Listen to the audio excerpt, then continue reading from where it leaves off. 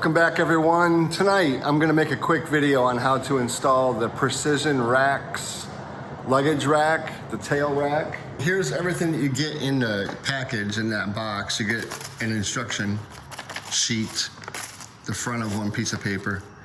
It's 3 steps. You get this little package of bolts. You see 2 washers in there, or spacers I should say, and 1, 2, 3, 4 bolts.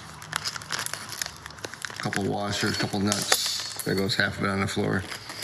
And of course you get the rack itself, which it seems nice enough. It's made out of steel, powder coated. Looks like it should fit nicely there. First things first, we're gonna take the kit off, the old kit, which is just 4 8mm bolts, 2 8mm bolts for the seat to lift up, and then I'll come back and see you. Okay, so I got the tool bag off the fender. I'm just gonna take a quick second and spray that down with some detailer. It's just dirty under here, and I probably won't be able to reach it very well again after this rack is put on.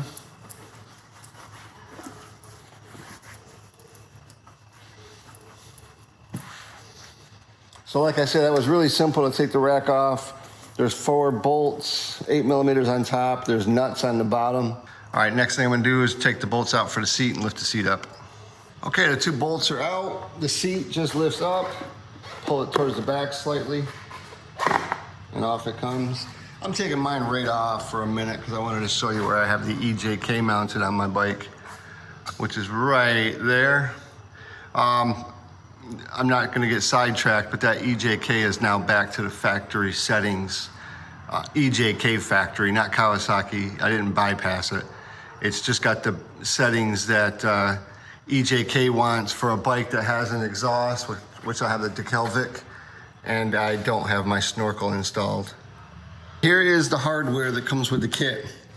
You've got 2 bolts, which just kind of annoys me. These are gonna be Allen heads, I think. Yeah, they're Allen heads. You got 2 of these that are threaded the whole length of the shaft, and 2 of these that are also Allen head, that are like the button head tops, that are smooth, a little bit more than half the shaft.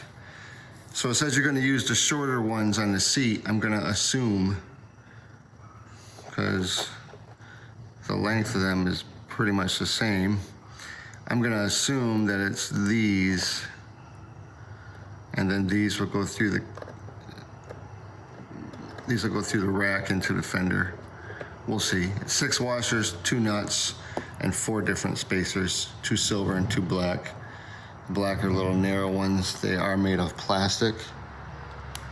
Yes, these are plastic, and these are probably aluminum, I'm guessing. So these have got to be for the seat. Okay, the directions say to take the rack and put it in place.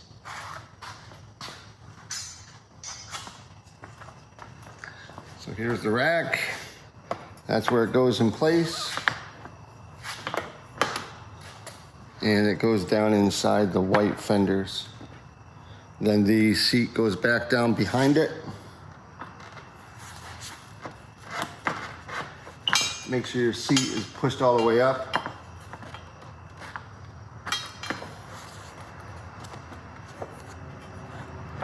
Okay, the seat's back in. So it's gonna go like this. Here's one.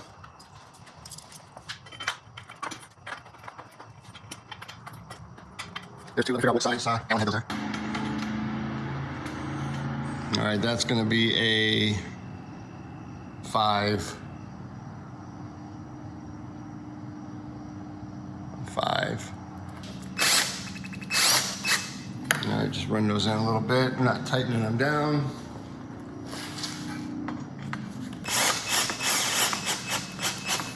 Okay, rack is still floppy. Now you're gonna take your, oh, you know what? I'm gonna have to take those back out because I didn't put these spacers in there. These spacers, I guess, go around the bolts and through the black. So I'll just do one of those at a time afterwards. So now you're gonna use 2 spacers. And it looks like you're going to use the holes that your factory bolts went into.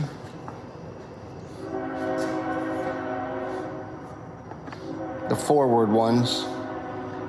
Now, I should mention that you can get an additional kit for free, I guess, from Precision Racks, so you can still mount your toolkit on here. I don't care for that little toolkit, so I didn't get it, but there probably should be a bolt or washer under the head of each bolt. You pop that back up, slip a washer on it, drop it through, pick this one back up, do the same thing.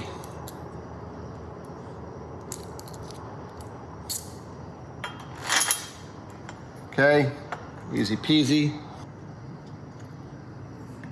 And these washers have the nylon insert in them, so they don't require any thread lock.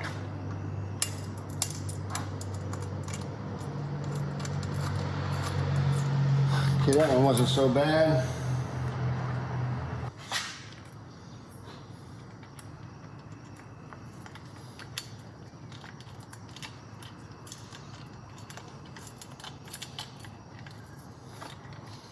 All right, those are both on until they hit the nylon insert.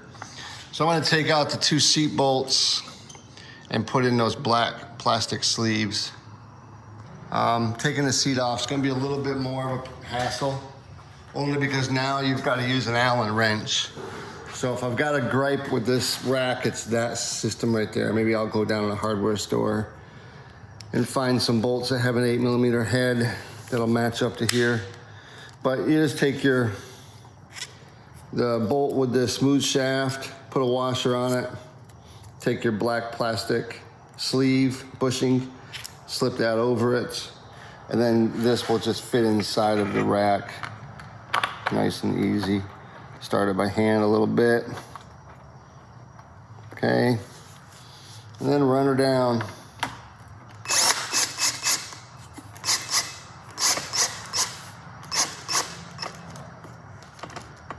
Okay, I'll tighten those up by hand. Just gonna give these a little tighten by hand here. Make sure they're snug.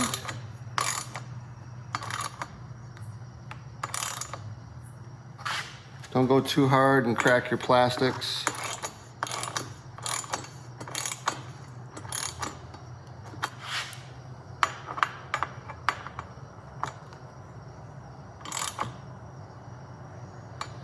Okay, there's that.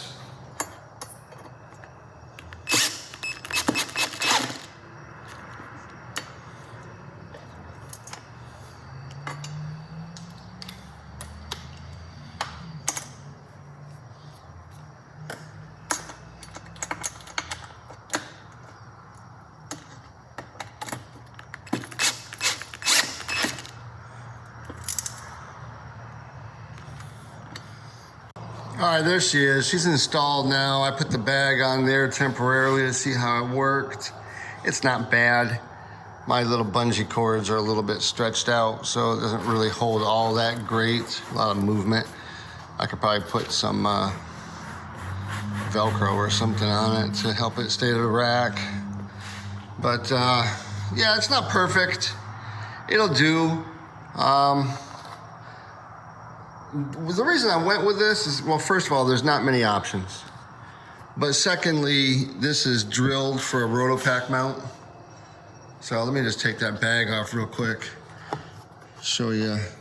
All right, so the mount already has the corresponding holes to put a Rotopack kit mount on there, these holes here. I don't own one yet, I gotta buy one. But then you can mount your gas can to there, which is really the big reason I want it.